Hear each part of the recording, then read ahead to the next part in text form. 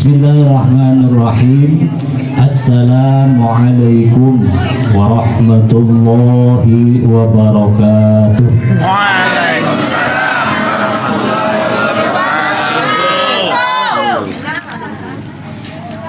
Emosi amat itu. Padahal di luar ruangan tapi panas ya, sehingga jawab salamnya ini macam-macam. Ada jawab salam teriak karena panas, ada jawab salam teriaknya itu karena emosi. Tapi ada yang jawab salamnya tulus lillahi ta'ala. Sekali lagi biar kompak. Assalamualaikum warahmatullahi wabarakatuh.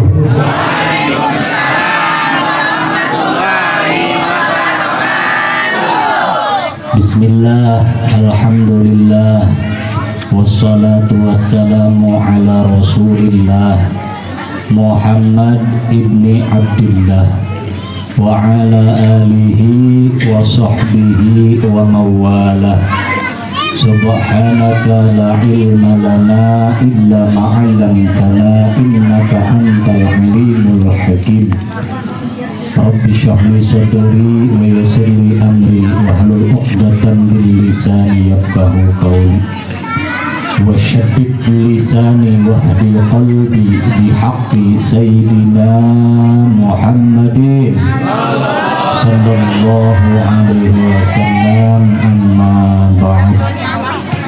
Yang sama-sama kita hormati Bapak Ketua RT 03 Bapak Fajar beserta staf dan jajarannya yang dimuliakan Allah Subhanahu wa ta'ala. Yang sama-sama kita hormati Ketua Majelis Ta'lim Nurul Hidayah, yakni Al-Mukarram Al-Ustaz Arif Munandar beserta para pengurusnya yang dimuliakan Allah Subhanahu wa ta'ala.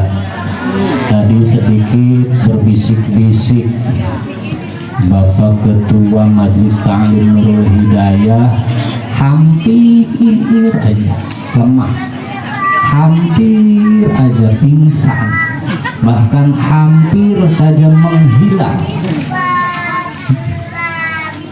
Hilang kemana? Hilang keluar dari koridor majelis.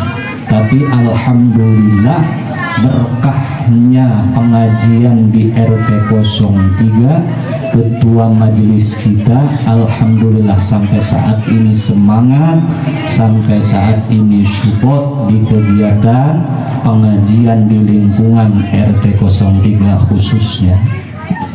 Dan yang sama-sama kita hormati Ibu Ketua Majelis Ta'lim Al-Khairiyah, kalau saya biasa manggilnya Mama Iki, beserta para pengurus yang dimuliakan Allah Subhanahu wa ta'ala.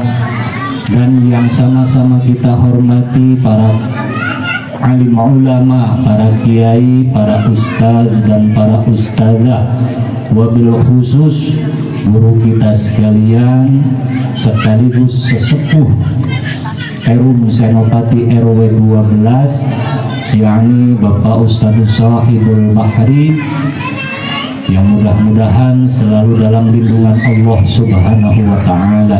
Amin. Yang sama-sama kita hormati guru kita sekalian, yakni Bapak Ustadz Baihaqi selaku Ketua DKM Musolah Miftahul Falah.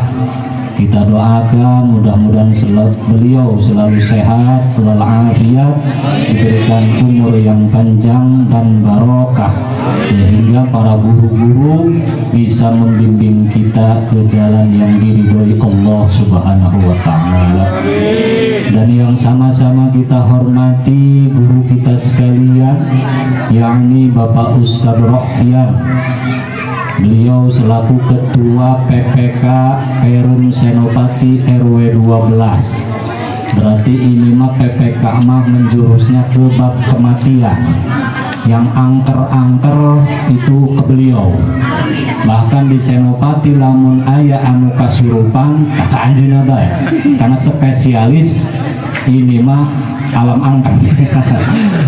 Kita doakan mudah-mudahan beliau selalu sehat, panjang umur, sehingga bisa membimbing kita khususnya di lingkungan Senopati yang berkaitan dengan mengurusi jenazah. Karena orang dia bakal mati, kewajiban kita yang hidup itu memandikan, mengkafani dan menyolati terus menguburkan, itu kewajiban kita yang hidup.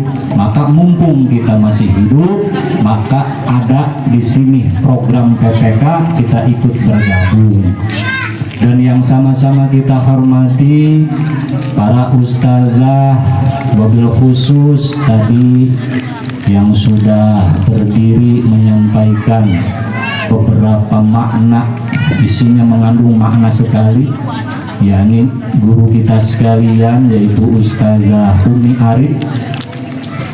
Kalau tidak salah saya pernah ketemu beliau itu di Al Kausar kalau tidak salah, mungkin sudah lupa ya Bu Ustazah ya. Jadi intinya untuk saya dan Bu Ustazah sebetulnya sudah saling kenal, cuma ya rada jahim ya gitu. Ya kita doakan Ibu Ustazah, kita doakan mudah-mudahan selalu sehat, panjang umur, terus berkah segala-galanya, sehingga tidak ada dusta di antara kita semua di sini. Ketika beliau sehat ada waktu dan bisa menyempatkan ta'lim di Senopati khususnya di RT 03. Dan yang sama-sama kita hormati yakni Ibu Ketua Majelis Masjid Jami Al Kausar. Alhamdulillah kita di sini dihadiri Ibu Ketua Majelis Al Kausar juga. Kenapa dihadiri? Karena beliau warga RT 03. Kalau tidak hadir mah itu keterlaluan. Itu alhamdulillah bisa hadir. Dan di luar RT 03 alhamdulillah Ibu Ustazah atau Ibu Ketua Majelis Ta'lim Miftahul Jiron, yaitu di lingkungan RT 04, yakni Mama Sirli, dan Ibu Ustazah lain yang sebelahnya mulai etama Bebek, Bebek Besti ya, kalau bahasa sekarang mah ada Bebek ada Besti. Kalau saya nggak tahu apa itu maksudnya. Yang jelas beliau partner saya ketika dimanapun, partner saya ketika kerja, beliau selalu mengingatkan. Ketika partner saya ini di majelis ta'lim ini, beliau yang mengingatkan, harus pakai baju ini, harus pakai sarung ini, pakai peci ini. Masya Allah, hatur nuhun Beb. Terima kasih Beb. Bahkan partner di rumah pun beliau itu luar biasa. Alhamdulillah saya bersyukur, mudah-mudahan beliau partner saya selama di alam dunia itu menjadikan saksi kebersamaan kita di akhirat. Amin ya Rabbal alamin. Kemana dia? Tadi bisa disebut.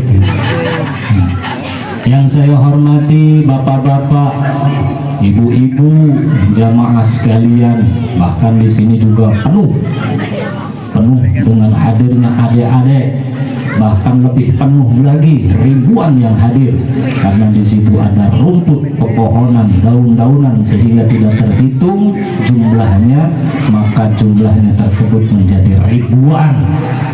Mudah-mudahan kumpulnya kita di sini diberkahi oleh Allah Subhanahu wa Ta'ala.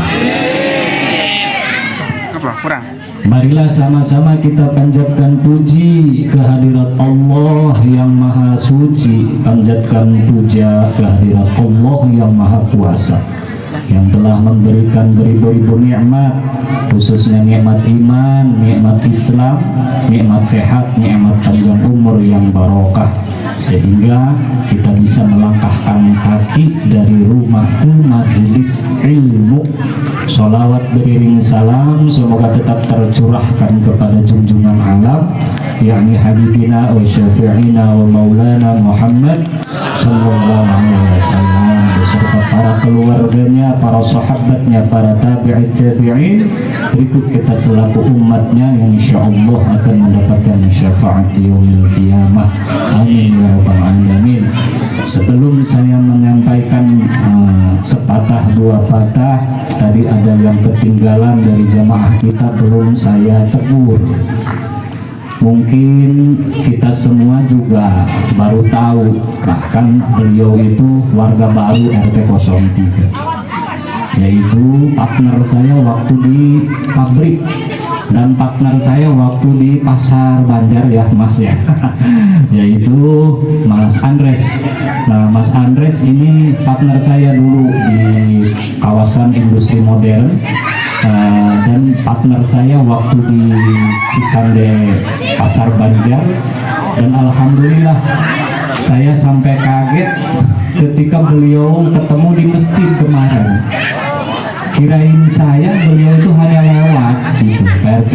Kirain saya hanya lewat, ternyata beliau tinggal di sini. Jadi saya minta ke semuanya warga di sini, khususnya Pak RT dan pengurus semuanya, minta tolong ya kita saling mengingatkan saja. Kita manusia biasa, punya banyak salah dan dosa. Kalau ada salah mohon ditegur, kalau misalkan ada kegiatan mohon diingatkan dan diarahkan. Karena saya yakin beliau ini orang yang sangat NKRI lah, insya Allah. Bahkan beliau ini orang aktif. Nah, saya berharap dengan di forum umum bahkan saya membukanya, jangan ragu-ragu Mas Andres. Kita sama-sama di sini memamurkan lingkungan Senopati, khususnya di RT 03, baik itu kegiatan keagamaan, baik itu kegiatan umum. Baik, menginjak ke pembicaraan, bukan tausiah, bukan ceramah, karena tadi pengajian sudah ditutup oleh ketua, padahal saya sudah bawa kitab yang ada sekas tuh gitu. Karena kalau pembahasan kemarin kita tinggal diingatkan saja batasannya sampai mana. Kalau tidak salah itu kita sudah membahas ke pembahasan sholat. Kalau ibu-ibu itu kalau tidak salah masih kuyak-kuyakan tina bebudu kalau tidak salah. Ya, maka nanti diingatkan saja pas pembukaan nanti berjalan lagi seperti biasa pengajian, khawatir saya lupa sampai mana tuh babnya. Nah, jadi di dalam tawakuf malam hari ini saya tidak akan membahas fikih ibadah khususnya dari baik itu bab sholat, baik itu bab wudhu. Tapi di sini saya hanya mengingatkan, saya hanya mengajak. Karena di bulan ini yaitu bulan yang istimewa. Sekarang yaitu bulannya bulan Sya'ban, di mana bulan Sya'ban itu bulan yang diistimewakan oleh Allah. Kapan diistimewakannya? Nah, maka di dalam bulan-bulan tersebut kita mundur ke belakang, yaitu bulan kemarin Isra wal Mi'raj. Nah, di dalam bulan Rajab itu ada waktu yang istimewa, yaitu waktu dari awal Rajab sampai 10 Rajab, itu yang paling istimewa. Karena di situ ada satu malam, dan malam tersebut doa kita diijabah, yaitu tanggal 1 Rajabnya. Nah, di bulan Sya'ban ini yaitu yang paling istimewa, waktunya tersebut dari tanggal 10 sampai ke 20, berarti pertengahan. Kapan itu waktu yang istimewa? Yaitu di malam nisfu Sya'ban, berarti di pertengahan tanggal 1 ke tanggal 10 sampai tanggal 20. Nah, di bulan Sya'ban ini mari kita ramaikan, mari kita makmurkan dengan beramal soleh. Guru-guru kita sudah mengajarkan ketika tiba di bulan Sya'ban, maka hidupkanlah satu malam, yaitu malam nisfu Sya'ban. Karena apa? Mengutip dari riwayat. Banyak sekali riwayat-riwayat menjelaskan di seputar bulan Sya'ban. Apa itu? Yang pertama yaitu mukjizatnya Rasulullah Shallallahu Alaihi Wasallam yang terjadi di bulan Sya'ban. Mukjizat apa? Yaitu ketika di Mekah Rasulullah Shallallahu Alaihi Wasallam bertemu dengan orang-orang kafir Mekah yang ingkar kepada kenabiannya Rasul, sehingga orang-orang kafir tersebut meminta kepada Rasul untuk membuktikan, ya Muhammad, kalau kamu benar nabi, maka buktikan mukjizat kenabian kamu. Nah, kata Rasul, apa yang harus saya buktikan? Kata orang-orang musyrik di situ, saya minta itu bulan supaya terbelah. Kalau kamu memang benar-benar nabi, maka di situ langsung Rasulullah berdoa kepada Allah minta dibelahkan itu bulan, sehingga bulan itu menjadi belah. Separuh bulan itu adanya di Jabal Bubes, separuhnya lagi di awang-awang. Kapan itu terjadinya? Yaitu terjadinya ketika di bulan Sya'ban. Apalagi mukjizat apalagi? Yaitu ketika turunnya ayat perintah untuk sholawat kepada Rasulullah. Ayatnya apa? Innallaha wa malaikatahu yusholluna 'alan nabi ya ayyuhalladzina amanu shollu 'alaihi wa sallimu taslima. Itu ayat yang diperintahkan Allah untuk bersolawat, itu terjadinya di bulan Sya'ban. Maka alhamdulillah tadi kita sebelum mulainya acara sudah diiringi dengan bersolawat. Mudah-mudahan apa yang sudah kita tunaikan, baik itu solawat, baik itu zikir dan lain sebagainya, amal-amalan kita diterima oleh Allah Subhanahu wa ta'ala. Terus amalan apa di bulan Sya'ban? Guru kita mendidik, membimbing, mengarahkan, bahkan menganjurkan, kerjakanlah di malam nisfu Sya'ban oleh kamu. Yang pertama yaitu ngaji ya. Berapa kali? 3 kali. Maka nanti diniatkan di bulan Sya'ban nanti nisfu Sya'ban itu bertepatan dengan acara Isra wal Mi'raj Al-Kausar RW 12. Insya Allah nanti di sana selepas berjamaah maghrib kita di situ langsung disambung baca Yasin 3 kali. Kita mengikuti anjuran ulama-ulama kita, guru-guru kita yang sudah mendidik kita. Karena amaliyah di bulan Sya'ban yang pertama selepas sholat ba'diyah, kalau biasa rutin menjalankan sholat awabin, selepas sholat awabin maka di situ langsung disambung membaca surat Yasin 3 kali dan doanya 3 kali. Nah, bahkan di situ ditambahi lagi oleh guru-guru kita. Selepas itu sholat di malam hari, berarti qiyamul lail itu sholat tahajud. Hidupkan malam tersebut, tahajud tersebut, melaksanakan sholat sunnah. Sholat sunnah itu rokaatnya kalau kuat itu 100 rokaat. Ini kalau bisa dilakukan 100 rokaat.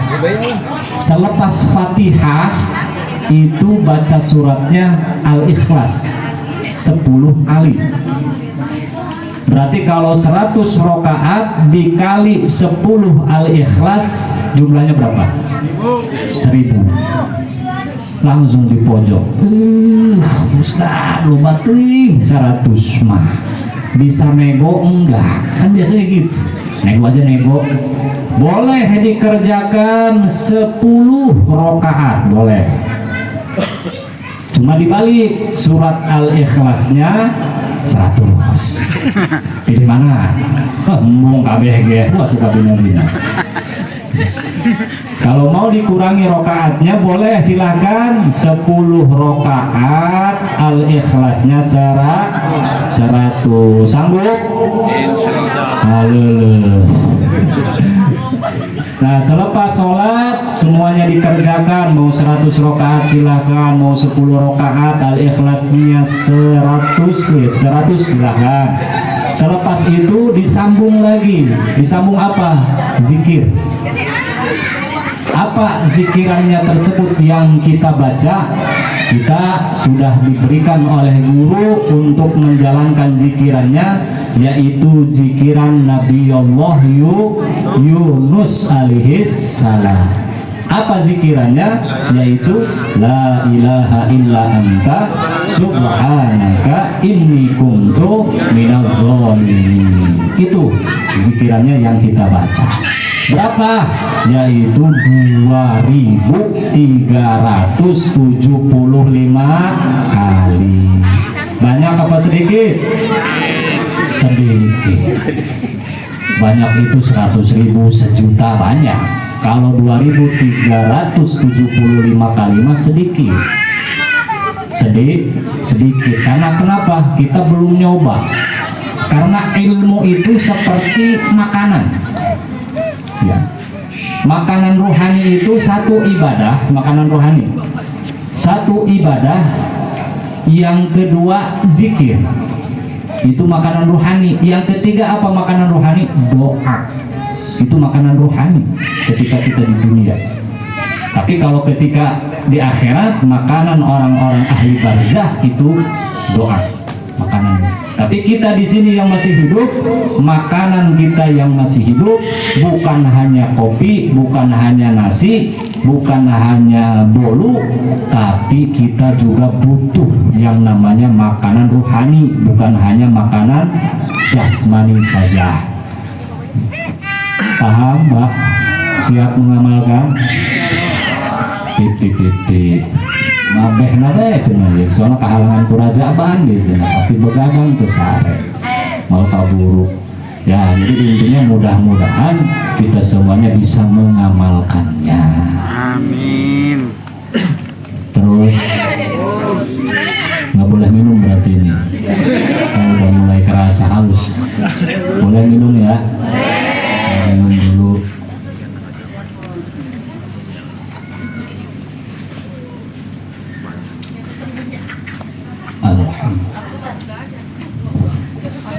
Baik, kita lanjutkan yang berkaitan dengan bulan Sya'ban.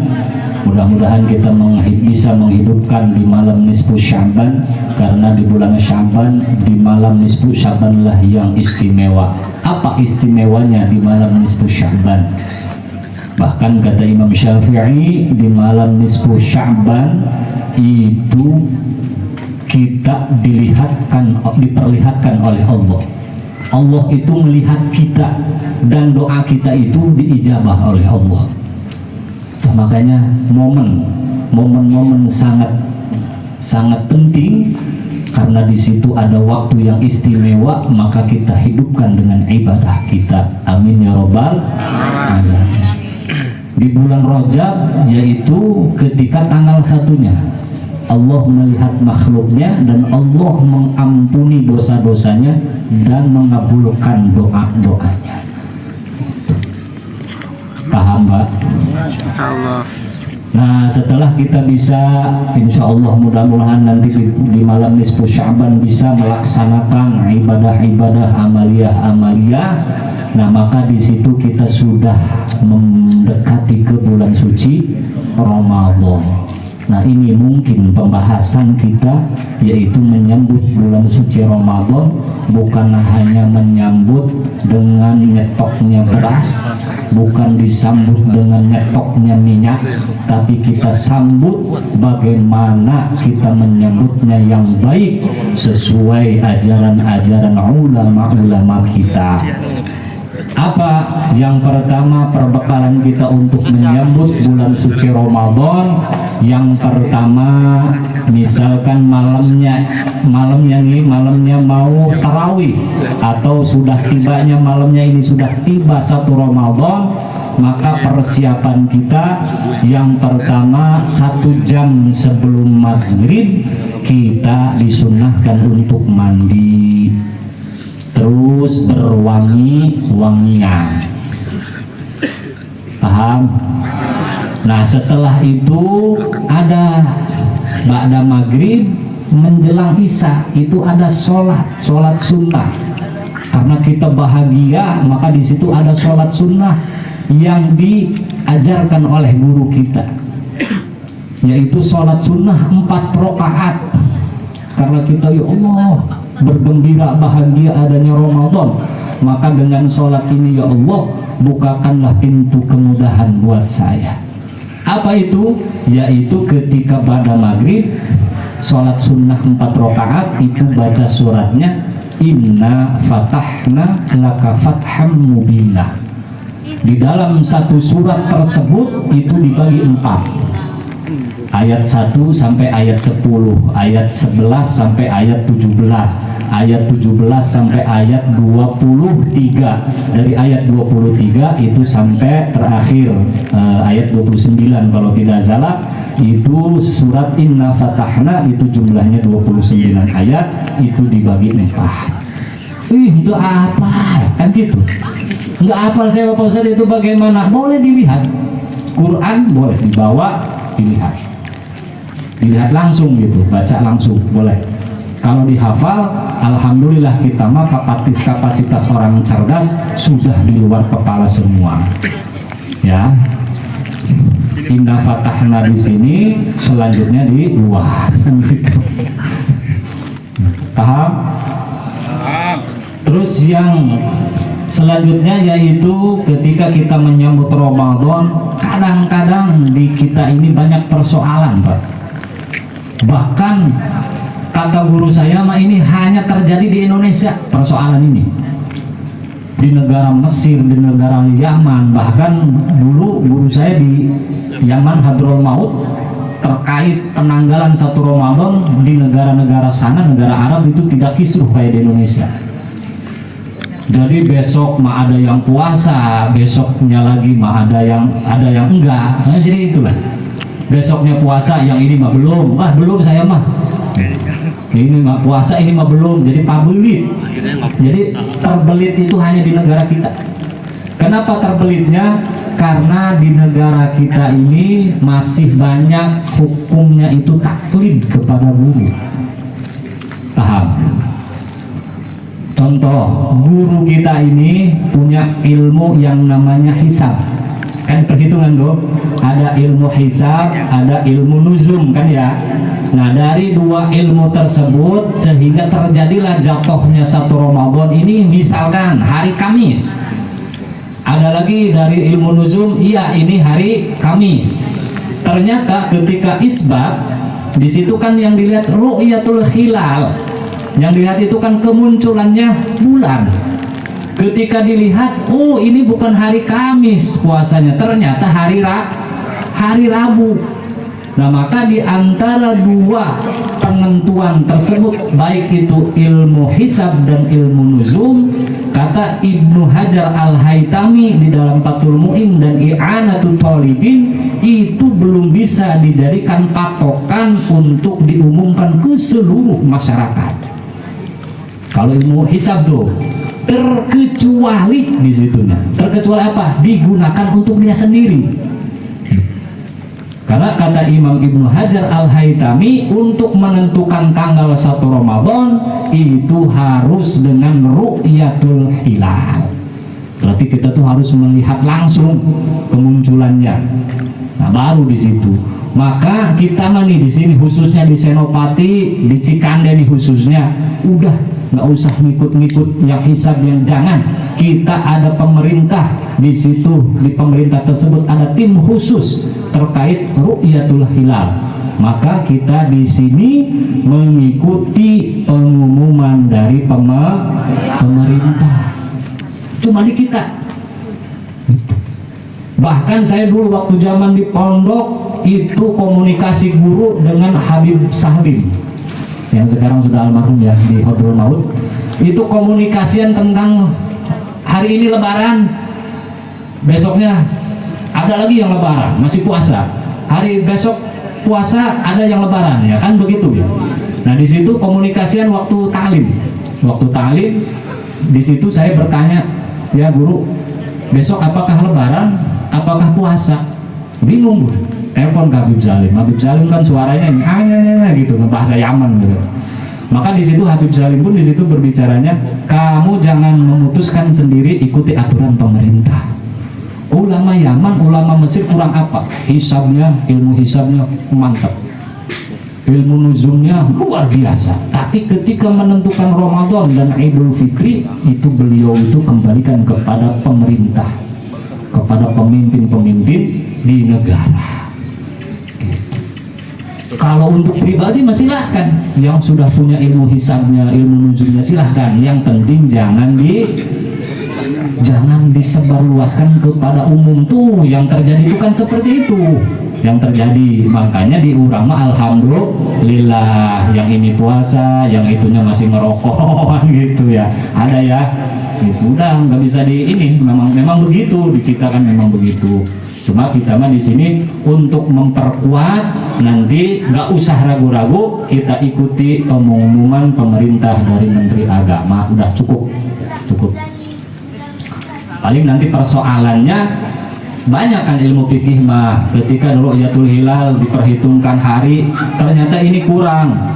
Karena kan kalau hari di dalam satu bulan di Islam itu hanya 29 dan 30, tidak ada 28. Nah ketika di ru'yatul hilal ini dihitung tanggal penentuan tanggal 1 sampai ini kenanya 28 hari, berarti kan ru'yatul hilalnya ini salah kan gitu.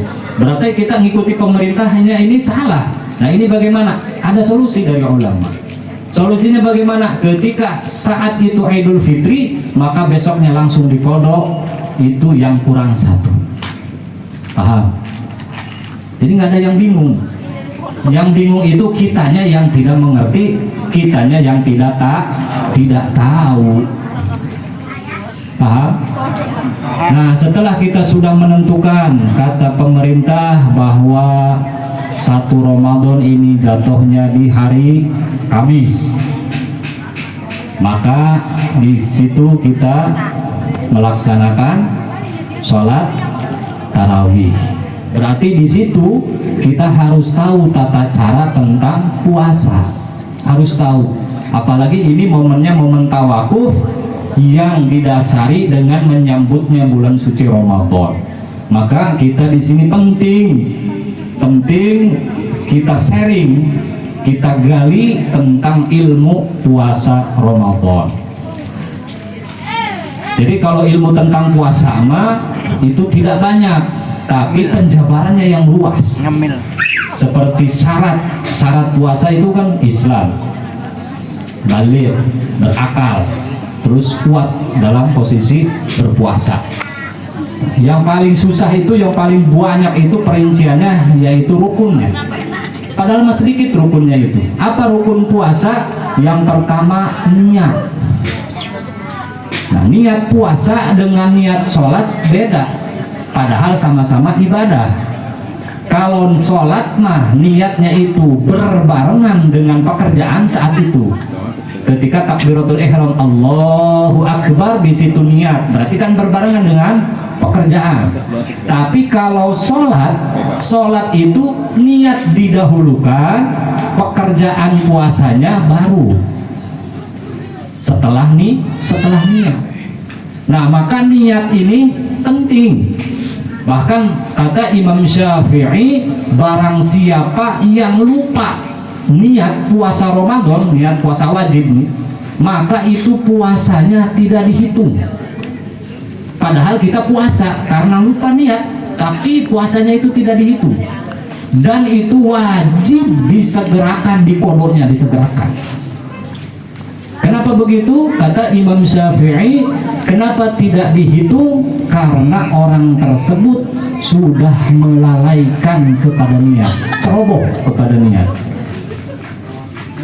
Berarti ketegasan Imam Syafi'i di dalam berpuasa luar biasa, supaya hati-hati kita itu dalam beribadah. Berarti kalau kita lupa di dalam niat, berarti jelas kita ini ceroboh kepada ibadah yang namanya puasa. Terus yang selanjutnya yaitu penempatan niat. Kapan sih penempatan niat? Penempatan niat itu yang paling afdol selepas kita sahur, minum kopi, ngerokok segala macam, tinggal gosok gigi, maka di situ penempatan yang paling afdol menunaikan niat. Ada lagi boleh niat itu dari awal, karena niat itu kan harus di malam hari. Imam Syafi'i di situ membahas masalah niat puasa. Masalah niat puasa wajib, ini wajib ditunaikannya di malam hari. Kapan itu malam hari? Yaitu pas tiba maghrib sampai munculnya fajar siddiq. Itu batasan yang disebut malam. Maka boleh di situ pilih-pilih niat. Mau niatnya pas maghrib, silahkan. Oh, saya mah biasanya berjamaah nih, ibu-ibu biasanya rame berjamaah, bapak-bapak rame berjamaah di masjid. Maka saya menunaikan niatnya itu pas selepas tarawih, silahkan. Oh, saya mah kebiasaannya pas di hujung aja, selepas sahur, silahkan. Bahkan kita, kata guru saya mah, kamu di 3 titik tersebut, di 3 tempat tersebut, kamu semua tunaikan niat. Untuk apa? Untuk menyempurnakan niat-niat yang lain. Jadi saya mah maghrib niat, habis tarawih niat, beres sahur semuanya niat lagi. Jadi gitu. Daripada nanti ngambil tengah kita lupa, ngambil ujung apalagi takutnya kesiangan. Maka saya ngambilnya dari awal. Dari awal saya sudah niat. Memang praktek saya dengan partner saya di rumah itu agak kikuk. Kikuknya kan ini baru juga buka, udah niat puasa lagi gitu. Jadi masih terngiangnya itu karena saya sudah niat puasa, berarti saya ini makan bagaimana, makan kolak segala macam, ya itu tidak membatalkan niat. Karena yang membatalkan niat itu di dalam Fathul Muin itu hanya satu, murtad, baru batal niatnya. Berhubungan Pak Ustadz gimana berhubungan suami istri, apakah niat saya batal? Tidak batal. Karena hanya satu yang dibatalkan niat puasa itu hanya murtad. Paham? Terus yang kedua yaitu kita harus menjaga pembatalan puasa. Nah, ini yang luas. Pembatalan puasa itu terbagi 3 bagian. Di anggota badan kita itu ada rongga-rongga yang akan menyebabkan batalnya puasa, itu ada 3 titik. Yang pertama yaitu kepala, yang kedua perut, yang ketiga kantong kemih. Yang pertama yaitu bagian kepala. Ketika kita puasa di siang hari, itu bisa batal puasanya, jalannya ada 2 melalui kepala. Yang pertama telinga, yang kedua hidung. Kalau lagi puasa ngupil begini, ini nggak batal. Atau ngorek kuping begini, pakai ini nggak batal. Yang batal itu contoh pakai katembat. Nah, silakan nanti diraba. Nah, kuping ini ada belokan ya. Nah, ada belokan. Nah, batasannya itu pas belokan. lewat belokan situ kalau pakai katembat biasanya ke kepala aduh ngeplay ya, kan biasanya enak kan gitu, krek krek krek gitu. Nah itu sudah melewati batasan yang belokan tersebut, terus secara otomatis ke kepala nah maka itu batal puasa. Itu yang lewat telinga, baik benda padat atau benda cair. Awas. Yang kedua yang lewat hidung, mana batasannya? Nih pangkal hidung. Hidung ini ada pangkalnya ya. Nah maka ketika maaf tahun 2000 berapa yang lagi rame swab 2019 ya 2020 masih di situ. Nah yang di swab siang hari dalam keadaan puasa kan ini khilafiyah ya, ulama banyak dalam fikih. Kalau saya lebih cenderungnya membatalkan puasa. Kenapa kalau di siang hari? Kenapa? Karena swab itu melebihi batang hidung masuknya, ya enggak? Sampai ke kepala kan gitu. Maka saya di situ negosiasi waktu di Senopati dengan Pak RW, saya minta ketika swab di bulan puasa, saya mintanya malam. Takutnya saya diminta pertanggungjawabkan nanti di akhirat. Kenapa Pak Ustaz? Karena saya meyakini dengan keilmuan saya itu bisa menyebabkan batalnya puasa. Kalau pemerintah bisa mengatur di situ swabnya di malam hari, silakan. Tapi kalau jangan, ini terjadinya di siang hari, maka saya orang pertama yang akan mempublikasikan jangan ada swab kalau terjadi di siang hari. Dan alhamdulillah Pak RW di sini menyetujui, merespon sehingga terjadinya kita pada tarawih ya. Dulu kita ya, vaksin swab segala macamnya itu di malam hari, alhamdulillah. Nah karena itu bisa menyebabkan batalnya puasa, itu melalui jalan satu, kepala. Yang kedua yaitu perut. Perut itu jalannya ada dua. Yang pertama mulut, yang kedua dubul. Mulut atas sama mulut bawah itu bisa menyebabkan batal. Kalau yang mulut ini ada batasan nih. Yang mulut ini ada batasan. Coba Bapak raba makhrajnya, makhraj ha. Ya, hurufil kholgi ada ho, ada ha kecil, ada ain, ada ha. Nah, makhraj ho itu makhraj kholgi yang bagian atas. Makhraj ho itu makhraj ho yang bagian tenggorokan atas, tapi bagian luar. Ada lagi makhraj ha. Makhraj ha itu masih tenggorokan bagian luar tapi posisinya di bawah. Kalau kho mah di atas tadi ya, kho tuh kan di atas. Ini mah ha kecil itu di bawah tapi masih bagian rongga luar, rongga mulut luar. Ada lagi ain itu di tengah. Ain di tengah. Nah yang paling dalam itu ha itu di tengah, paling dalam tenggorokan itu ha. Nah maka di mana itu batasan ketika ada zat yang masuk yang bisa menyebabkan batalnya puasa, yaitu ketika sudah melewati makhraj ha kecil. Kalau sudah lewat situ maka ada benda dari luar masuk, itu sudah lewat ke situ maka batal puasanya.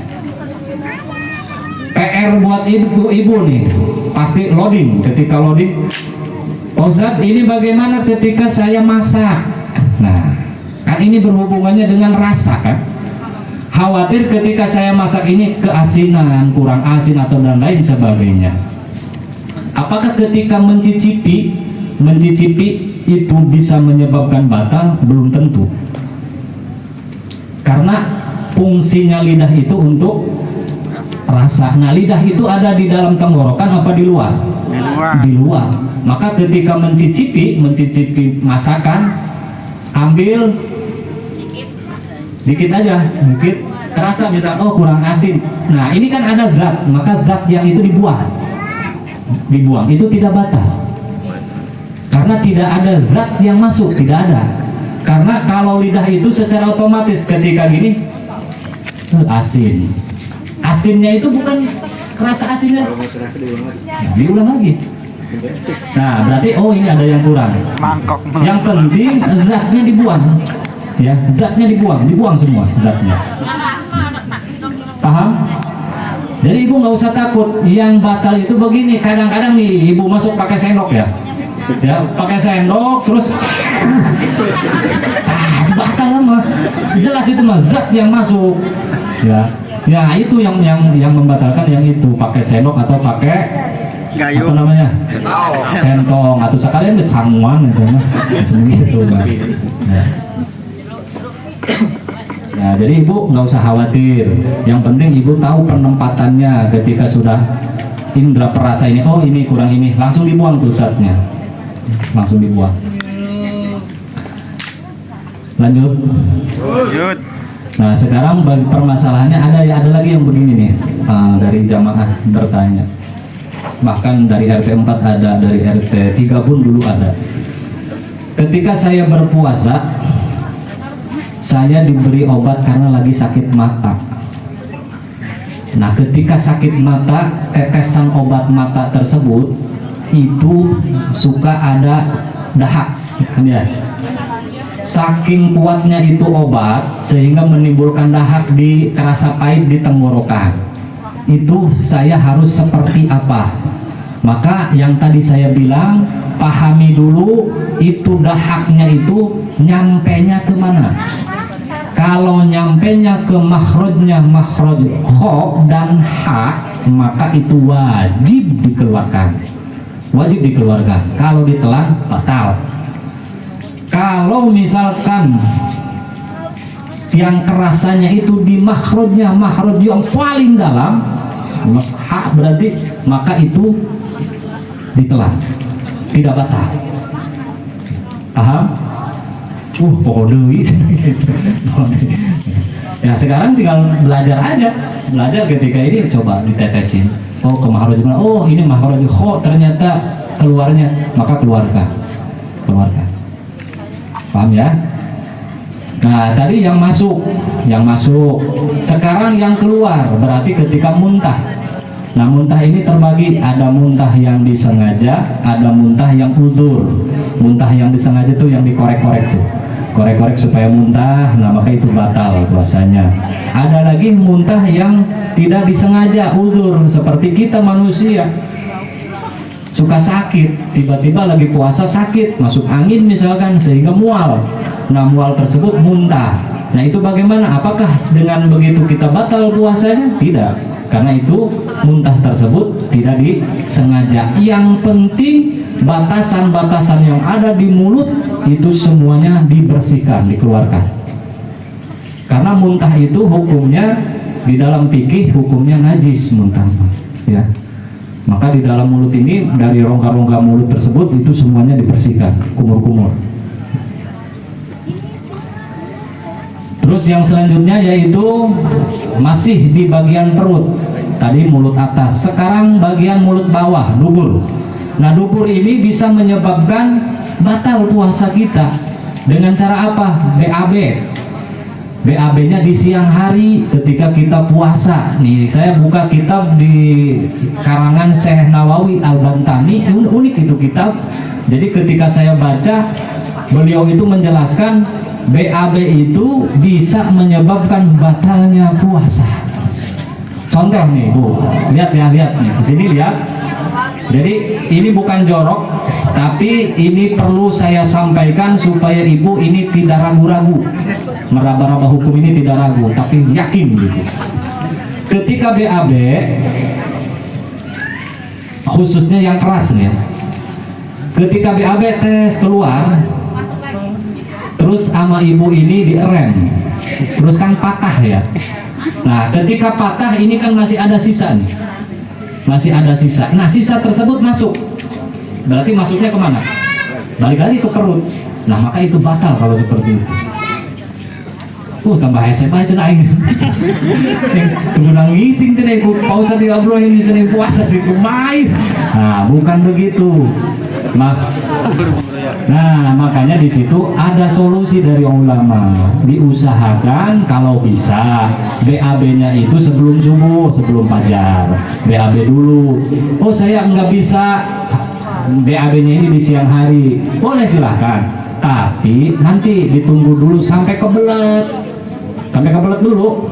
Nah udah kebelet mah tuh BAB, baru BAB. Karena kalau sudah kebelet mah biasanya itu tanpa rem langsung tapi kalau sampai rem mah diraba-raba itu. Kalau di Pamarayan BAB-nya itu bisa nyampe 5 meter, 3 meter lah itu, karena nggak direm-rem misalkan. Tapi kalau yang kebelet mah biasanya langsung gabrus plastik gitu biasanya. Nah maka teknisnya seperti itu, BAB-nya nunggu kebelet terlebih dahulu. Pengajian rosa amat ikan mising-misingnya. Nah yang terakhir yaitu melalui kantong kemih. Apa itu?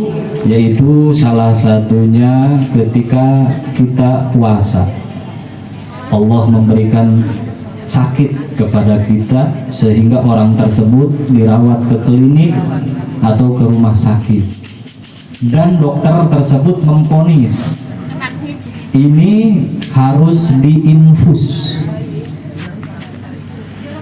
dalam keadaan lagi puasa tuh, maka infusan tersebut itu membatalkan puasanya, karena infusan itu menyuntikannya ke urat besar ya, maka batal itu. Yang puasa diinfus batal. Ada yang tidak batal suntikan, ada. Apa? Yaitu ketika suntikan tersebut ke pori-pori atau ke daging, bukan ke urat. Makanya ketika mau disuntik, ya itu mah mau di mana aja, mau di pantat, mau di paha, mau di sini. Makanya ketika disuntik dipastikan dulu ke dokter. Makanya hukum fikih ini, hukum fikih ketika ke bab situ itu ada berkaitan dengan kedokteran. Maka dipastikan dulu oleh dokter, dok ini saya disuntik ini ke pori-pori, ke daging apa ke urat? Oh ini ke daging, ke pori-pori. Kalau ke pori-pori mah itu tidak batal. Tidak batal. Sama seperti mata. Kenapa mata ini ketika diteteskan obat mata ini tidak membatalkan? Karena mata mah bukan langsung ke rongga, tapi nyebarnya ke pori-pori. Nggak langsung ke rongga, ke pori-pori. Nah sama seperti suntikan. Suntikan pun kalau suntikannya ke urat, maka itu batal puasa. Batal. Paham? Jelas? Serius aja ngadinya. Di jam 22.09. Berapa menit lagi? 6 ya? Habis ya? Habis. Alhamdulillah. Shadaqallahul adzim. Subhanaka Allahumma wa bihamdika asyhadu an la ilaha illa anta astaghfiruka wa atubu ilaik. Hatur nuhun Ibu udah diingetin ya. Cukup ya. Kira-kira jelas ya. Jadi masalah-masalah yang lain sudah dipastikan ya, bisa ya. Tentang pembatalan puasa yang lain seperti apa? Rokok. Ada yang tidak membatalkan puasa karena itu dihukumi bukan zat, itu mah dihukuminya sifat. Seperti apa? Udara, asap knalpot. Nah nanti saya bahas. Asap udara itu tidak menyebabkan batalnya puasa kecuali rokok. Kecuali. Contoh, misalkan ibu kerja, terus pagi-pagi kerja, di situ ada mobil besar sehingga knalpotnya hitam. Ibu terus menghirup melalui hidung, dihirup oleh hidung, itu tidak batal. Karena itu mah yang namanya udara itu disebutnya bukan zat, bukan. Hanya satu doang, mau rokok doang tuh. Selain itu mah mau udara apa aja itu mah, mau asap knalpot, mau asap kompor, mau asap haus segala macam, itu mah nggak batal. Hanya satu aja yang batal, itu asap rokok. Kenapa asap rokok bisa menyebabkan batal? Maka ketika orang tersebut merokok, boleh nanti dibuktikan itu baik ke tisu atau ke tangan. Ketika digini nih, biasanya kuning. Nah itu yang menjadikan zat. Paham? Nah, dulu pernah ada yang bertanya kepada saya, ini kan rokok, ini kan asap, Masa cuma bisa membatalkan puasa? Ini jawabannya. Nah, ini jawabannya. Karena di situ ada zat. Apa zatnya? Yaitu nikotin. Itu yang menjadikan zat sehingga batal puasanya. Paham? Nah, cukup mungkin ya Bu ya. Tadi ibu-ibu mesti melototan dulu. Habis, rimis. Nah, cukup mungkin itu saja pembicaraan ya, bukan tausiah. Ini saya hanya sharing. Tujuan saya itu bukan ngajarin, bukan, tapi kita di sini sharing, saling mengingatkan. Mudah-mudahan nanti di bulan suci Ramadan atau di malam nisfu Sya'ban, di bulan suci Ramadan kita bisa mengerjakan ibadah dengan baik, bisa mengerjakan amaliyah yang sudah diberikan oleh guru-guru kita, dan kita bisa mengamalkannya, dan mudah-mudahan Allah menerima amaliyah kita dan doa-doa kita diijabah oleh Allah Subhanahu wa ta'ala. Amin ya rabbal alamin. Sebetulnya masih banyak yang saya mau bahas, baik itu khususnya ibu-ibu. Ini yang paling rempong, ini pengajian ibu-ibu memang paling rame itu ibu-ibu ya, terkait puasa aja ini yang paling ramai itu pembahasan ibu-ibu. Ibu jeneng Ustaz, kumaha lamun ibu saya hamil, bagaimana kalau saya menyusui, bagaimana kalau saya begini. Nah, ibu-ibu ramai. Nah, sebetulnya saya masih pengen bahas, tapi karena waktu yang sudah tidak memungkinkan, insya Allah di lain kesempatan saya sambung. Kalau tidak berhalangan nanti di tawakufan RT 4 atau di RT 8 saya melanjutkan materi ini. Kenapa harus saya sampaikan? Karena orang yang hendak berpuasa itu wajib mengetahui ilmu tentang puasa. Sedangkan ini sudah tawakuf, sudah ditutup, maka kesempatan malam hari ini saya sampaikan, walaupun cuma sedikit, mudah-mudahan ada manfaatnya. Amin. Mungkin itu saja, kurang lebihnya saya mohon maaf. Saya akhiri. Assalamualaikum warahmatullahi wabarakatuh. Waalaikumsalam warahmatullahi wabarakatuh.